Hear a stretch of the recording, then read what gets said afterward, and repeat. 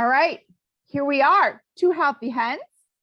And today, whatever time of day you're watching this, we are going to talk about anti-inflammatory versus inflammatory causing foods. Because inflammation is such a big thing. And inflammation is brought on from toxins. And a lot of people, when you hear the word toxin, like, what do you think about? You know, you might think about, environment or toxic chemicals or things that we breathe in or smoking or vaping, things that we're putting into our lungs, toxic things that we put on our bodies, like lotions and makeup and soaking in through our skin. But toxins can also be what we eat, obviously. Yep. Don't and it could ever be very eat it. Well, I was gonna say it could be very individualized too. What's a toxin? Yes. What's toxic for one person may not be toxic for another person. Yes. And I wanted to say, don't ever eat a Twinkie. Those things could last. I swear to God, they can last a nuclear war along with the cockroaches. Those are the things that'll be left if we ever have a nuclear war. Cockroaches and Twinkies. Anyone that is listening to this, don't ever eat a Twinkie. And if you do, you better take one hell of a good laxative to move that through you. So true. I can't remember the last time I've ever had a Twinkie. I don't think we ever had Twinkies. Like, I don't know, I was poor when I was little. We didn't, we had like mom's cooking. I grew up, my parents were at their prime when I grew up. So we were able to have like stuff like that. But I think I may have had a Twinkie when I was like 7 or 8 years old, like once. But I tell you, it was like a treat to have a wagon wheel, which was once in a blue moon. However, I would buy those for my kids when they were younger. Before I became a health coach, I was like, let's put a wagon wheel into your lunch. Don't eat wagon wheels. Don't eat Twinkies. Don't eat Yodels or Little Debbie's, or if you're in the Philadelphia, if you're in the Philadelphia area, Tasty Cakes. Oh my God, I go home to Philly, I always get Tasty Cakes. So yes, I've had Tasty Cakes recently, but again, it's like, we're going to put you under the blue light and everything's going to light up because you're full of toxic chemical waste. You're just like a sewer of grossness. Oh my God. Yeah. Anyway, everything in moderation. I hope you've taken a whole bunch of Bio-K and laxatives. So, we're going to talk about wine can be an inflammatory causing food. It is an inflammatory food. I should not be drinking it, but touche. So, the focus today is to talk about the top inflammatory causing foods and the top anti-inflammatory causing foods. So how do you know if you have inflammation? Now, I just have to bring this to your attention, okay? If you have watched the new, oh my God, Matt Damon? No, not Matt Damon. Marky Mark. Who's Marky Mark? Marky Mark. I know. I don't know. Now I know him as Marky Mark. What is his? Mark Wahlberg. Yes, Mark Wahlberg. Hold on a second. His new movie that just came out, which I didn't think was like super good. And I was like, I'm not going to watch it, but it was like Sunday and I'm like, what am I going to do? So wait, it's on my phone. He has a new movie that just came out. Pastor. Is it a movie or a documentary? No, it's a movie. And I'm sorry that this is taking me so long to figure out and go through. Father Stu. Yes. Okay. So Father Stu. Never heard Marky of it. Mark did a brand new movie and it really made me think. Okay. So it's called Father Stu. Watch it. It's based on a true story. And the reason that I was so intrigued is because he was a boxer athlete. Okay. So this boxer, boxing, doing his thing. Of course, you get punched in the face and, sometimes it takes a little bit longer to heal. So he ended up going to the doctors and the doctor was like, well, I don't know what's wrong with you, but you have inflammation all through your body. His body was just not like he wasn't coming back, you know, he was having a really hard time recovering. He was getting knocked down and his body wasn't like functioning as well as an athlete should. So it later turned out that he had, what is it, Lou Gehrig's disease. So he decided that he wanted to become a pastor throughout the movie. I don't want to give it away, but he decided that he wanted to become a pastor. And one day he was like boxing he was playing basketball with some other pastors and he fell down and then he couldn't get up because he lost all mobility in his body. Oh, wow. And so we had to like walk with walkers. And then it totally showed like how Lou Gehrig's disease goes through your body. But it started, the early stages were signs of inflammation. And as a health coach, that was a red flag. Okay. And so inflammation in your body can prevent mobility, can cause bloating, can cause mood swings, can cause muscle and joint pain. Yes, muscle and joint pain. I see like, I know like stress is accompanied with inflammation.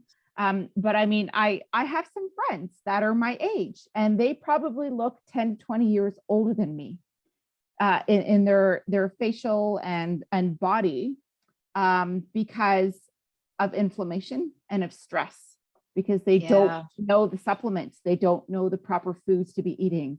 Yeah. And let me just say, I want to stress this: weight loss, bodybuilding, and anti-inflammatory foods are different.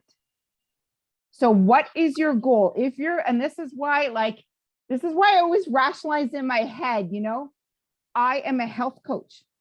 I like to bodybuild, but I am not a bodybuilder. Yes, I want to be a healthy weight, but I am not on a weight loss journey. So some people want to lose weight and that is their focus. And when you lose weight, you eat a certain diet. When you bodybuild, you eat a certain diet. And when you are eating to be healthy, you eat a certain diet.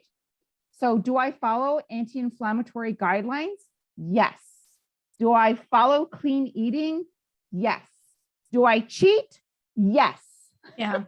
Well, I was going to say, when you follow a diet, it's a lifestyle. So if you decide to do the bodybuilding or the losing weight or whatever, you have to shift your mindset to say, this is a lifestyle change, because you don't want to say it's a change, it's a deprivation of anything. It's not. It's correct. But there's so many bodybuilders that suffer inflammation. There's a lot of athletes that suffer inflammation. There's people on these crazy weight loss diets that are suffering from inflammation because they're doing it wrong.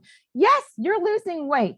Yes, you're building muscle, but your body is not healthy. Remember, like if you paid any attention to the Two Healthy Hens, we talk about liver function, we talk about pancreatic function, we talk about colon function. And if your organs are not functioning properly, and if you have, we've talked about the inflammation highway, and if you have all of these little ping, ping, pings, you know, like going down the inflammation highway and all of those red lights going off, you can still hit your goal of bodybuilding, stage, competitions, weight loss, that scale, hitting that number. But I think this is where I have a personal block, because ultimately, I just want to be healthy. Yeah. Well, and again, that has to be a mindset thing as well. It's like, you've got to, because so you're talking very calmly. Like I'm like, I know, but I am, because you're yin, I'm yang, whatever, yin yang, whatever. But it's true. And I've actually personally faced this because, as I've mentioned in some of our other videos, that I love high intensity interval training. Love it. I got addicted to it. Don't be me. Like you need to have proper recovery. You need to allow your body to heal, because when you are doing things like, you know, weightlifting or cardio or whatever, you need to just let your body rest and recover. And I learned the lesson because I started getting back pain. I'm like, back pain? Am I 80? Like, seriously. And I realized, no, it's my body telling me, Renee, you need to slow down. So, you know, I'm not able to do my Orange Theory every day anymore because I'm not allowed to run. My physiotherapist said no running for a while until you heal your body. I'm like, God dang it. But it is what it is. But I and then have to stop running as well. That's why I bought a Stairmaster, because I can do the stairs, but I can't. And that was my body saying, "Oh hell no," because yeah, I was exactly. like, I ran a 10K in 2016, and then I was like, oh my god, this is pretty cool. Maybe I should try a half marathon. Maybe I should go for a marathon. Well, after running that 10K, it was if my body was like, "You did it, hurrah! That's it. That's we're all done. she wrote. We're never running We're again, done. bitch. We're done." And I've tried and tried, and the excruciating pain that I get in my hips, it's not necessarily during, but like immediately after, I was like, oh, I can Stairmaster until the cows come home. I can walk on an incline on my treadmill until the cows come home, but I cannot run. I cannot jog. I cannot sprint. If apocalypse was happening, I would have to let the zombies eat me because I cannot run. If we can climb up a mountain, Stairmaster up a mountain, I got you. But if I have to run, oh, hell no. I'm just going to become a zombie and then I will chase you. Yeah. But that's again, and I think that's what we're trying to say is you need to listen to your body. So if your body is inflammation, then you need to listen to it. And you know what I want to say? You hear about all this, oh, you get on the scale and you gain 5 pounds. Oh, that's my water weight. Let me tell you, water weight is inflammation. So you need to actually say, I gained 5 pounds in one day. Maybe I should take a look at what's going on. What's going on? Why are you close to your period? Yeah, exactly. Like what's going on in my body? Are you stressing? Did you have a crappy sleep?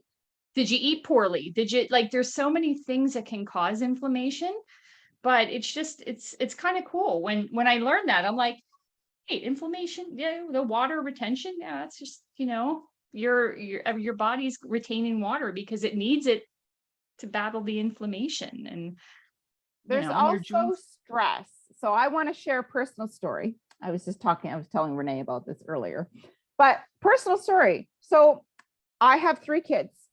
After my first 2, I was living. So actually it was after my first one was like 2.5 years old. I was pregnant with my second one, gave birth to my second child.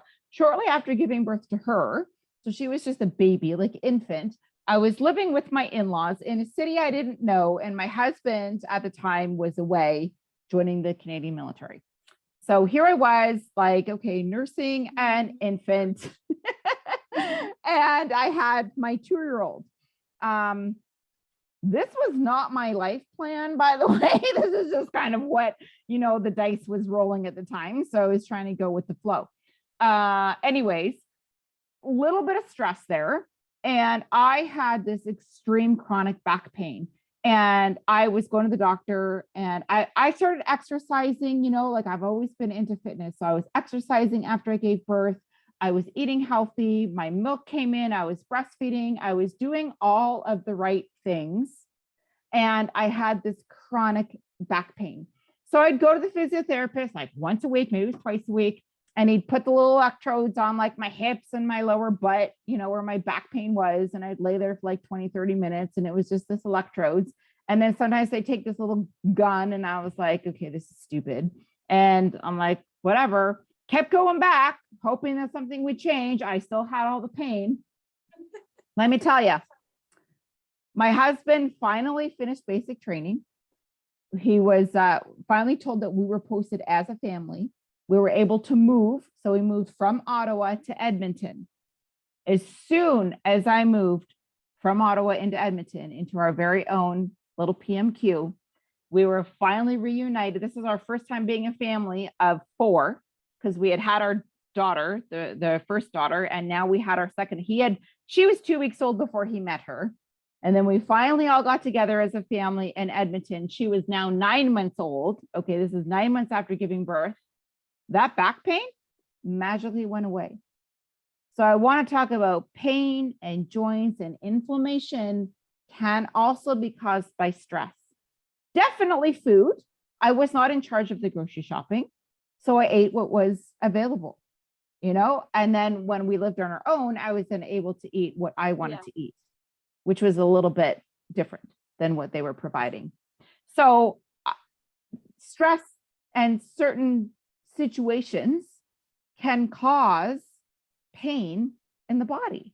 And sometimes it's a puzzle. It's such a puzzle to find out. And sometimes back pain can, maybe sometimes you just need a good cry. And then that can release tension inside your body. It's not always chiropractic exercise, massage therapy, hydrotherapy, salt baths. I mean, sometimes those things work. Rest, definitely, if you're overtraining. Sometimes training. I know my husband my current husband was suffering from thumb pain. And he said, as soon as he started working out again and getting his grip strength back, all that pain went away. But when you're docile and COVID, and he was not doing any kind of exercising, he started getting inflammation in his body because he wasn't using it. Yep. So this is why we teach like that intuitive body connection.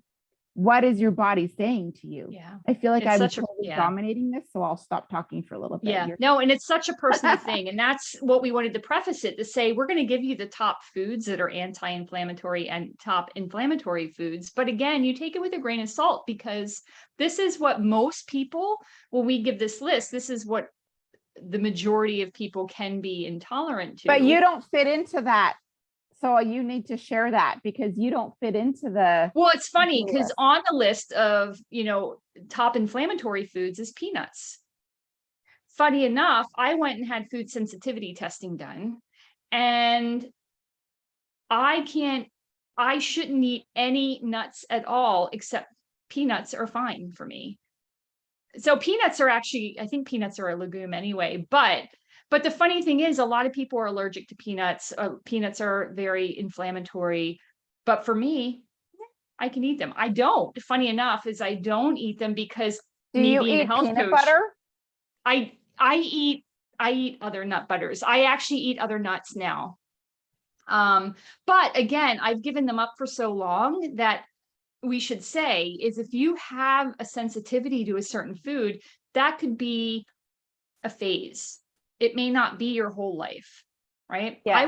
When I got my food sensitivity testing done, I was sensitive to salmon, like what the hell?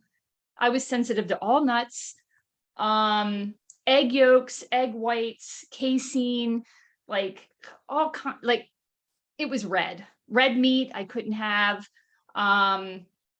There were I can't remember everything else, but it was just crazy. I'm like, what? So, what I did is I gave them all up because I was having issues, and I healed myself. But now I eat salmon with no problem. I can eat the other nuts as well. I have nut butter not every morning anymore, but I have nut butter from Costco. It's to die for. It's everything but peanuts. It's like cashew, almond, macadamia. And then there's like chia seeds and all kinds of stuff in there. It's so good. But I have it with an apple.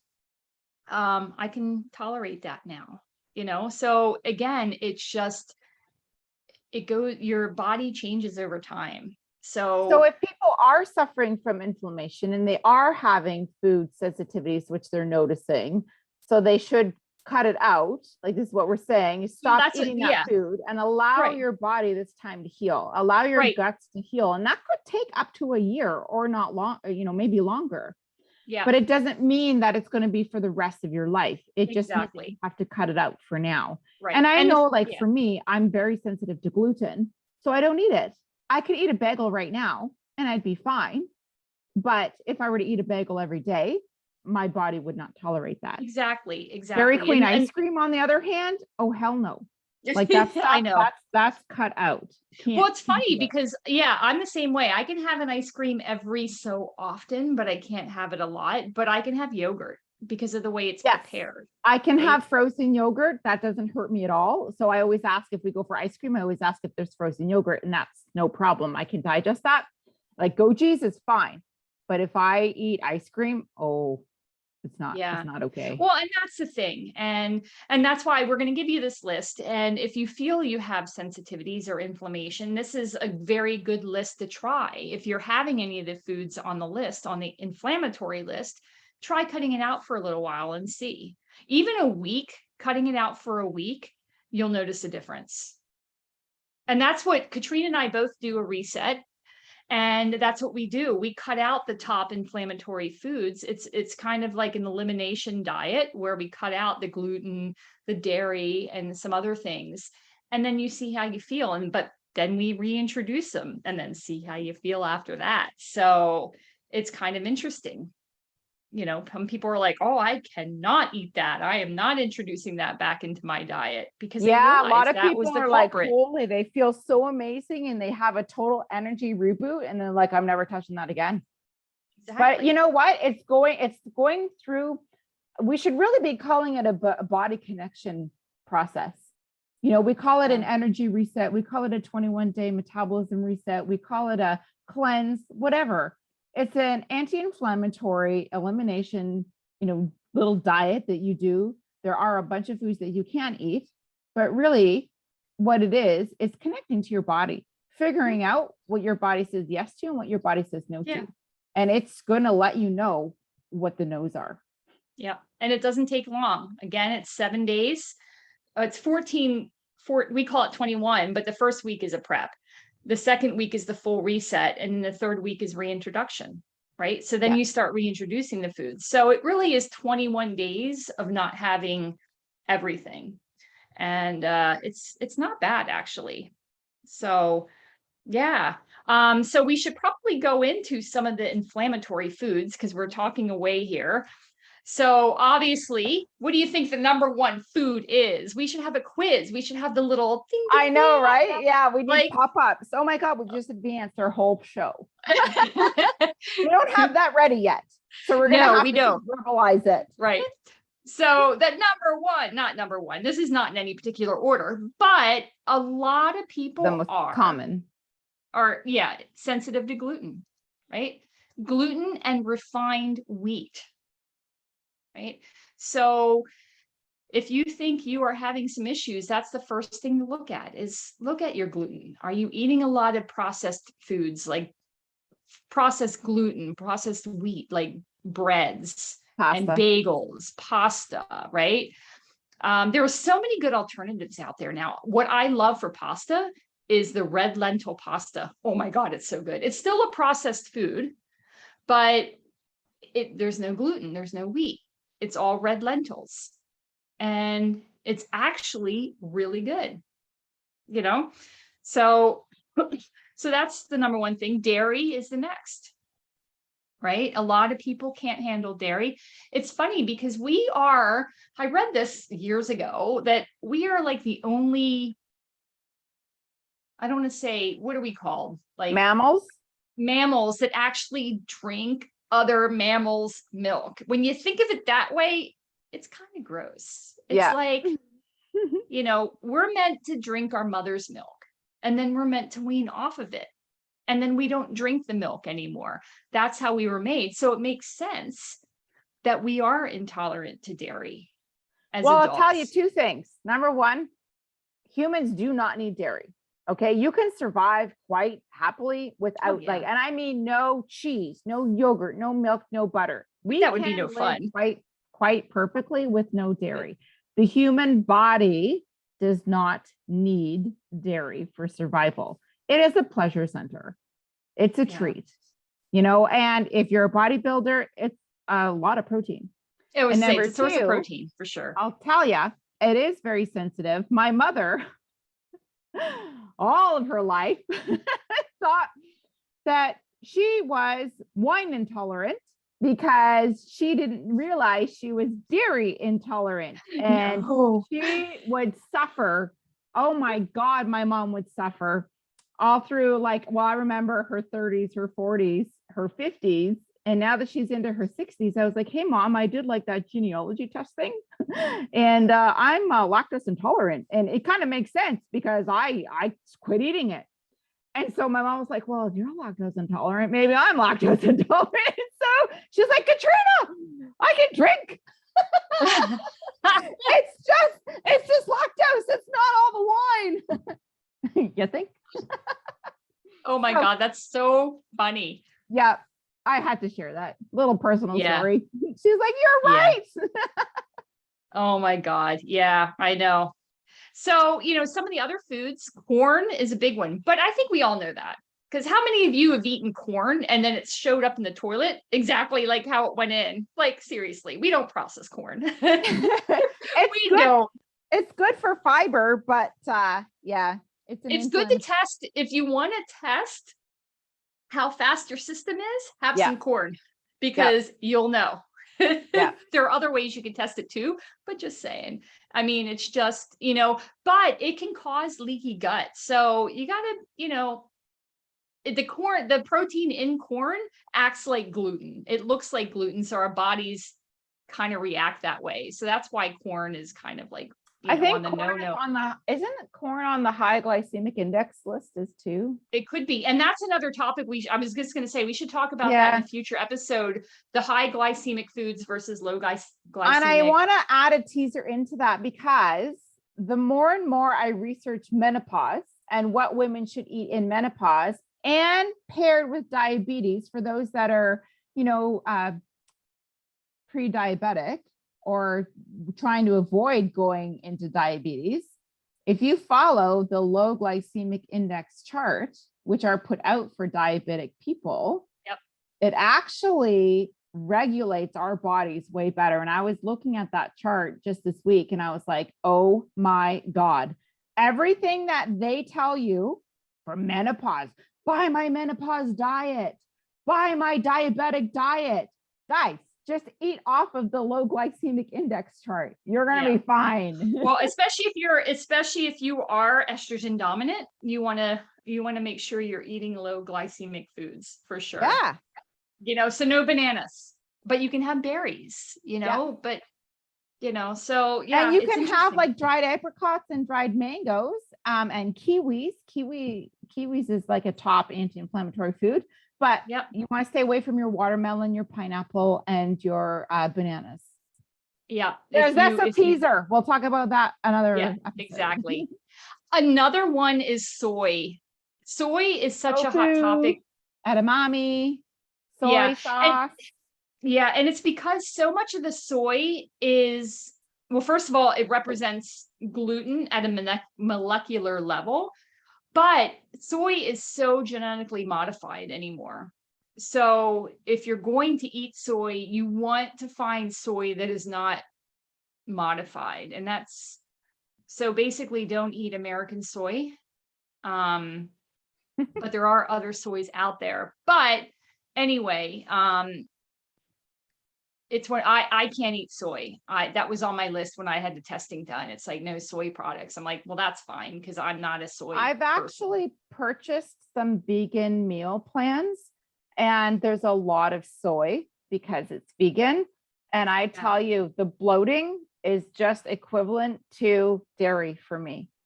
So I get a little bit less. Like I can handle lactose-free yogurt, and I can handle lactose-free cottage cheese, and like parm and mozzarella. Those cheeses don't seem to bother me. But if I eat soy, and I've tried organic soy and regular soy, and oh my God, I'm just a big bloated mess. Well, I know. And to be honest, if you have trouble digesting it, because it prevents absorption into the system, and it can actually lead to mineral deficiencies if you eat soy. So it's one of those things that, again, some people may not have any problems at all, while some people do. So for me, I avoid it completely. I do too. And you can get, actually, this is tamari soy free? It's gluten free. Tamari, no, I don't think it's soy free. It's definitely gluten free. So I do coconut aminos. Okay, so I cannot find those. Where do you buy them? Because in my little town, I cannot find them. Oh, Amazon.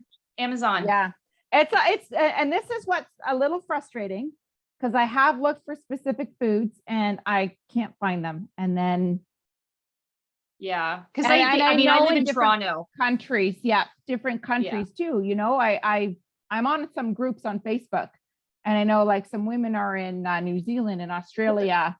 And they can't get specific foods. It's very hard. Sometimes it's very challenging. So I've been using tamari, but okay. Yeah, I don't think that's soy free, but the coconut aminos, anything I say about that is if you do find it, you can find it on Amazon for sure. Bragg's makes a version. But it's sweeter than soy. So if you're making something that includes soy sauce and sugar, you don't want to use the sugar because it's quite sweet anyway. But again, speaking of sugar, that is another one on the inflammatory list, right? Because our bodies can't process excess glucose. And what happens to that excess, Katrina? It goes and sits on our hips, right? It goes into fat cells. Well, and we have a whole presentation on that, on how to kick the sugar habit. Thank you very much. Love you. Yeah. A little refill. Oh, look at you. It's one of those days. I know. It's funny because I have mine here, but this has sugar too. So just be careful. It's extra calories that I don't need. Which is probably going to lead me to wanting some carbohydrates later, because I always want to drink or eat carbs after I have wine. What's up with that, man? You drink and then you're you like, get that too? I was like, I need a quesadilla. Oh my God, mine is like Honey Nut Cheerios. I was like, oh, I don't eat cereal at all, but like after I've had wine, I'm like, really? Honey Nut Cheerios. Actually, no, I'll mix a little bit of Cheerios and a little bit of Rice Krispies. And I'll have like that's better. That's actually better than mine, because mine's like cheese and gluten, like fried up. Like I get that. But okay, so yes, we're talking about glucose, right? So really glucose in the blood system. This is like my favorite topic, and I get very excited talking about it. So if you are not utilizing this sugar, because what happens is your insulin, is coming out to rescue your bloodstream, and it's trying to take all of the blood sugars out of your bloodstream. And so what it wants to do, and it's going to put your sugars into your brain, your muscles, or where's the third place? Fat cells. Thank you. Or your fat cells. But here's what happens. If your insulin is out working and you are eating and your fat cells or your cells are full, it's just going to keep adding into it. And there's like a little cap that goes on your cells. So if you're like, oh, I'm going to go for a run or I'm going to go for a walk, but if your body is still processing the sugar, and it's still trying to put all of the sugar into your blood, your muscles, or your cells, and you're running, nothing is getting burned. Like you're going to sweat, but you're not dipping into your fat. You're just using the sugar that you've consumed that's currently in your bloodstream. Because what happens is this cool thing called glucagon. It's like this little cap that goes over top of your cells. And so it prevents all of your fat from being burned. Yeah. So you need to eat, wait for everything to be dispersed, and then exercise so that the cap comes off and you can burn the fat inside your cells as energy. So you're not using your processed food or your sugar as energy. Yeah. And the problem with the inflammation part of it is that when we eat too much sugar or sugar too fast, we get these little, inflammatory, pro-inflammatory messengers called cytokines that suppress our white blood cells' abilities to do what they're supposed to do. So that's why the inflammation comes, because it's like, what are we doing? We don't know what to do. There's too much here, blah, blah, blah. We're just going to, we're just going to be like, your body's like, ah! Exactly. So it's like, and I felt it, because it's like, you have wine, you have, too much dessert, or, whatever you're having, because the sugar Chocolate. Isn't anything. Exactly. Processed food, whatever. It's like, what is going on with my fingers? They're like little piggies, or my toes. Like, sometimes I have to take off my watch because it's like, ow, it's digging into me, because I've puffed out for one reason or another. So sugar, it's on there. Peanuts is another one. And we talked about that a little bit. But peanuts, the reason why they're inflammatory is because they have this type of mold on it that's like our body thinks is a toxin. So a lot of people just can't handle it. And that's why. And it's just, it just causes the inflammatory responses in our bodies, which is quite interesting.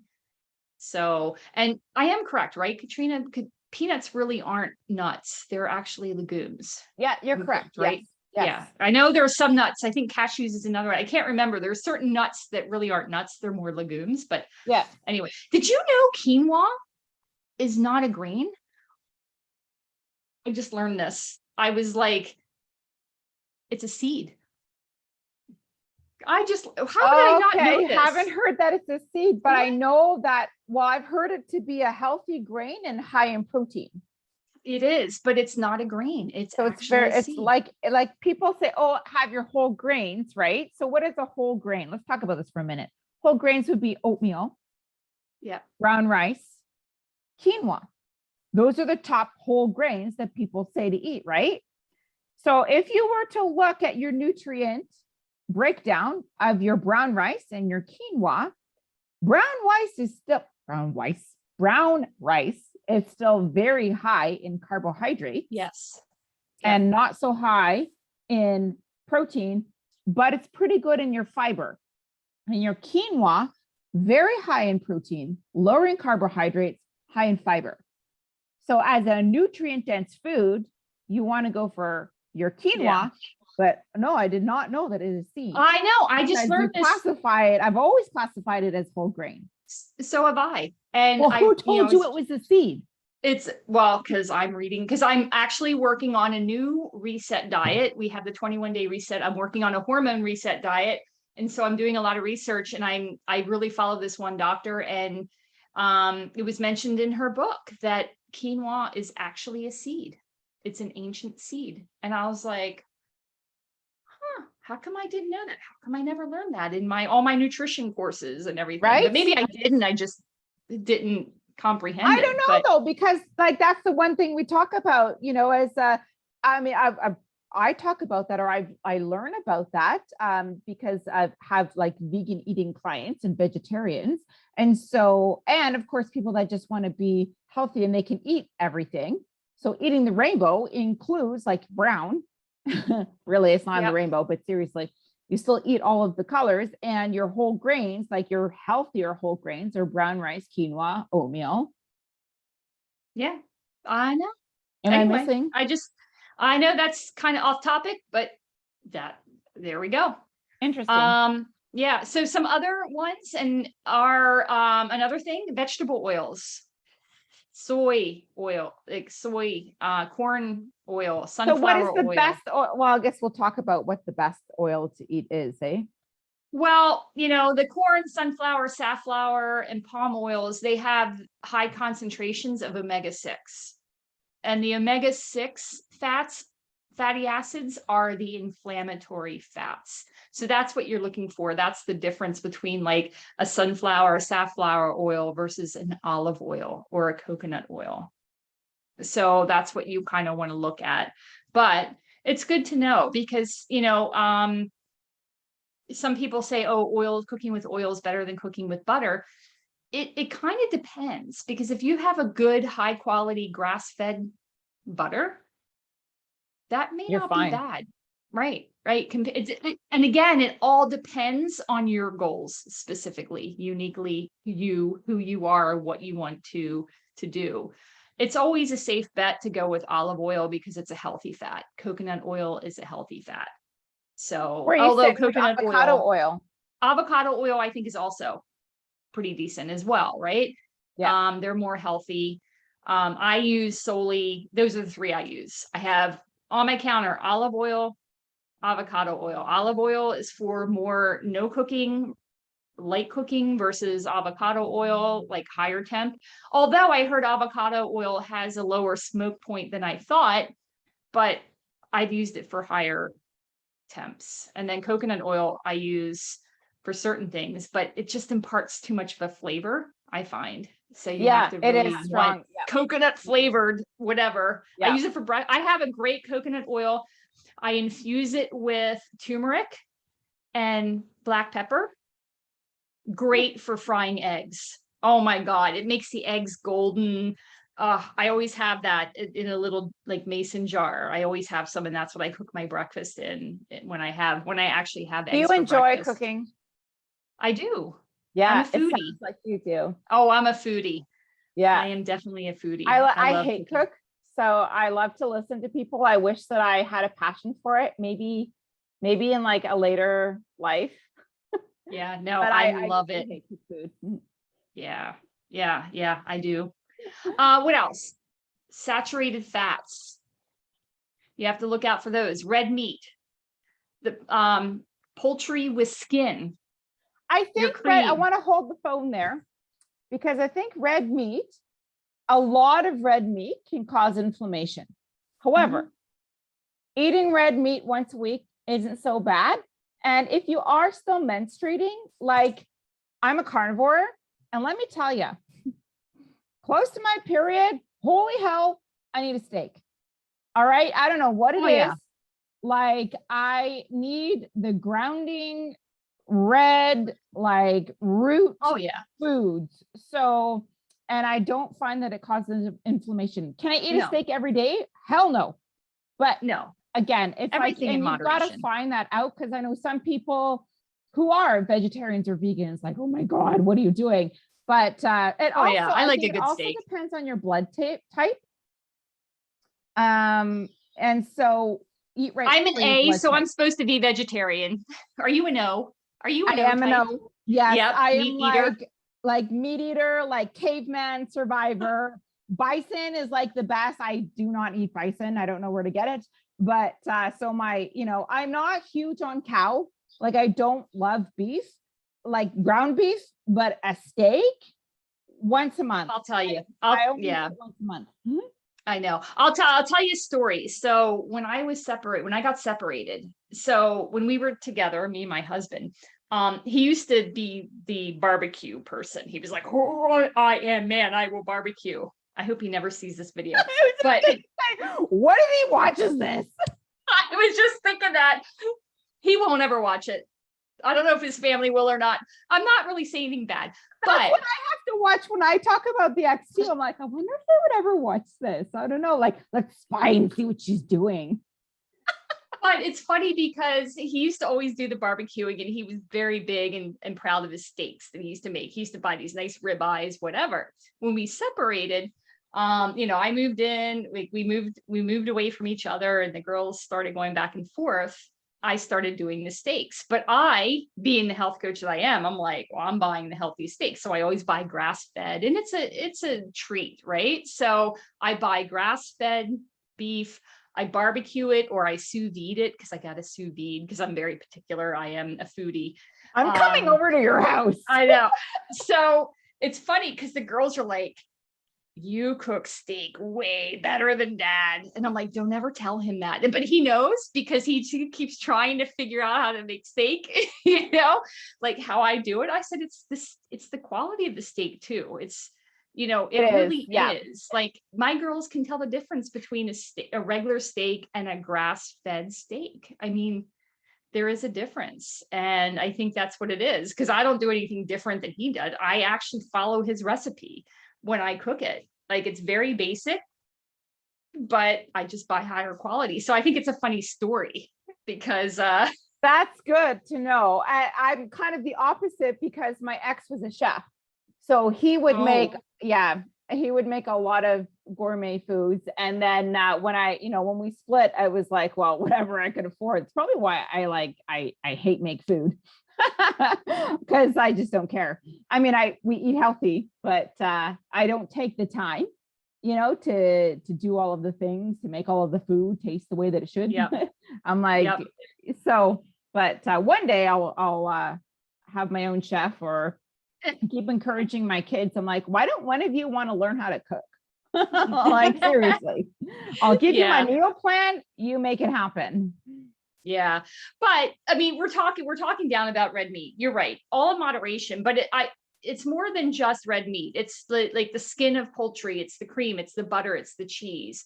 These are all saturated fats and they're known to trigger the inflammation, right? In your body. So you just need to be careful. If you if you had like, if you were out for the night and you had like a nice charcuterie board and whatever, and the next day you're like, what the heck? Why am I so swollen? Yeah. Think about that, right? It reminds me of the coffee. When people tell me, oh, I drink coffee. And then the first thing now that I'm a health coach, oh, what do you put in your coffee? You know, am I allowed to drink coffee? Well, of course you could drink coffee, but in my mind, organic black. But that's not what everybody drinks, you know, triples. Yeah.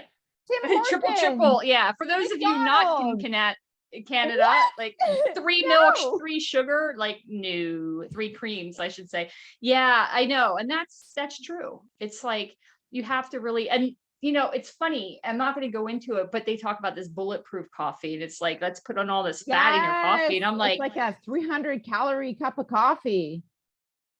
I don't know. I like my coffee black. I can't imagine putting oil in it and butter and all that stuff. But I don't know. I guess, you know. Who wants to drink oily coffee? Mm-hmm.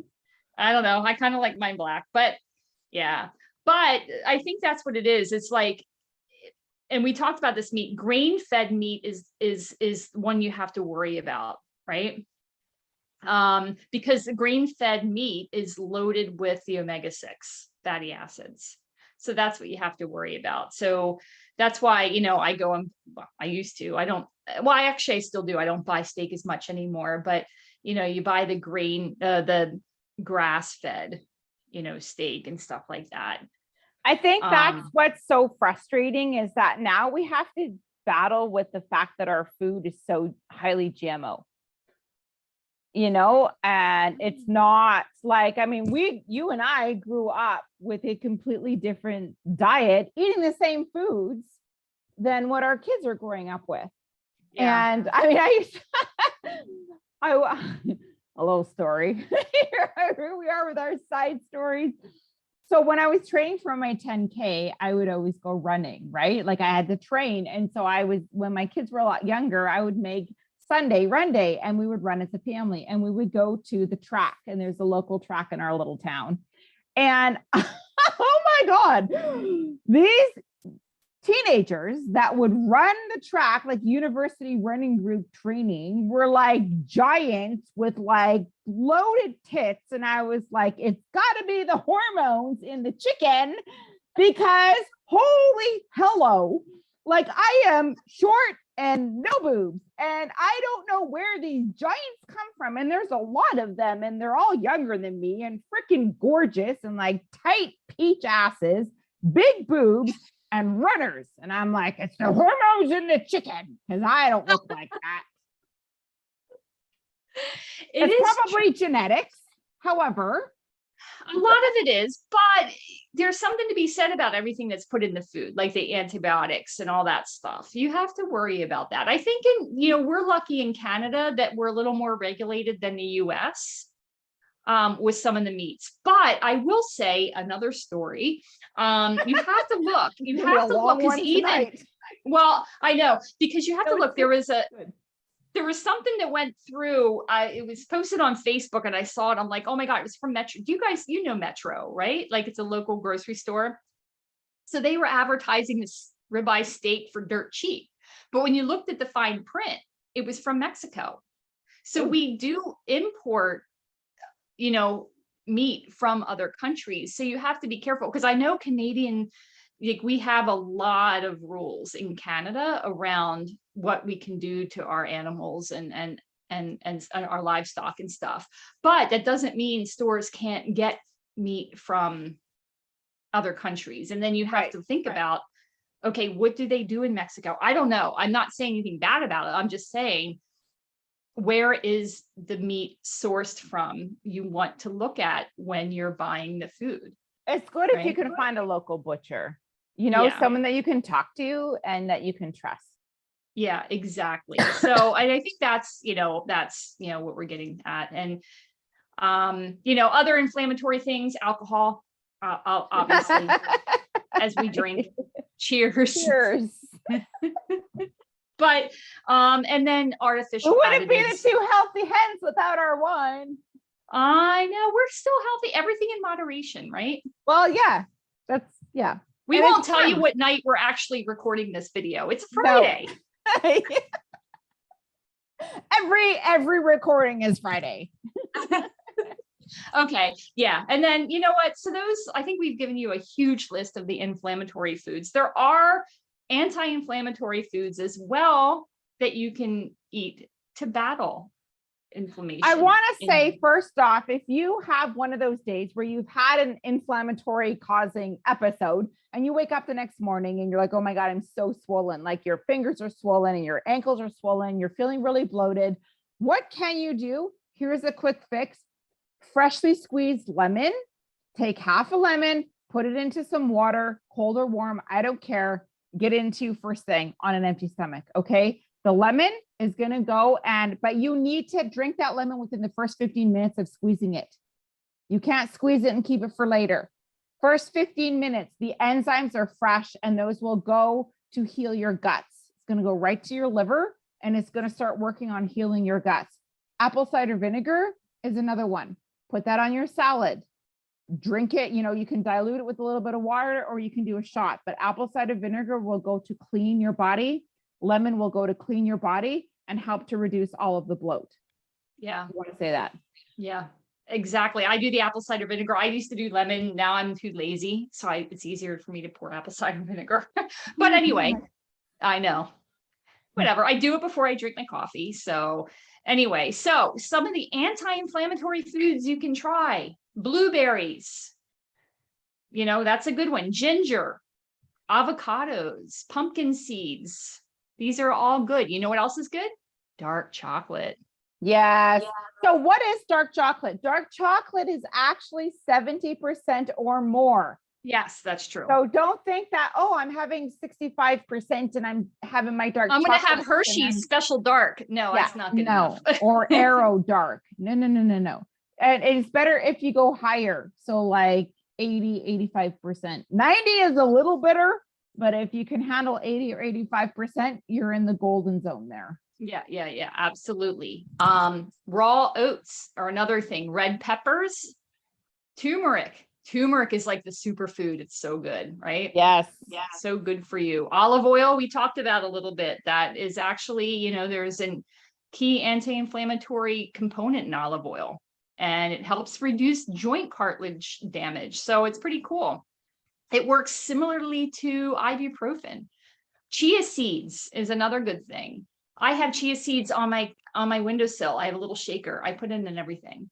Chia and hemp are up there, and I'm like, I put them on everything. Black beans. I know. Black beans are good. What else? Sweet potatoes. They contain anti-inflammatory properties as well. Kiwi does. And then, what? Kiwi is actually very highly anti-inflammatory. Yep.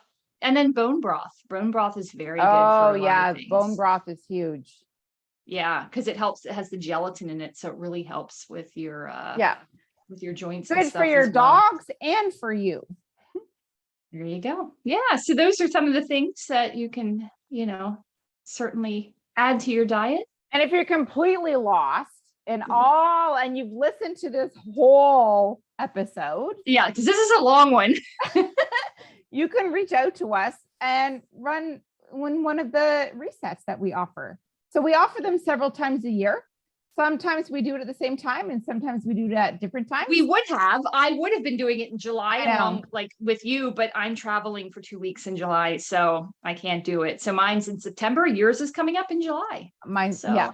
But I think by the time this airs, it's going to be September. Oh yeah, that's right. Because we're not live. Yeah. But I am running another one in November. There you go. So just we both offer, once you're in our groups, you're in. So you get lifetime access to the resets. Yeah. You pay once and then you're in. You can do them 3 or 4 times a year. Yeah. So we should probably do one together one time just for fun. We should. That would be fun. Yeah. All right. So hope you enjoyed this episode and I hope we made some sense tonight. That was a long one. Sorry. A lot of information though. A lot of personal stories, but I had fun. Yeah. Time for some Cheerios.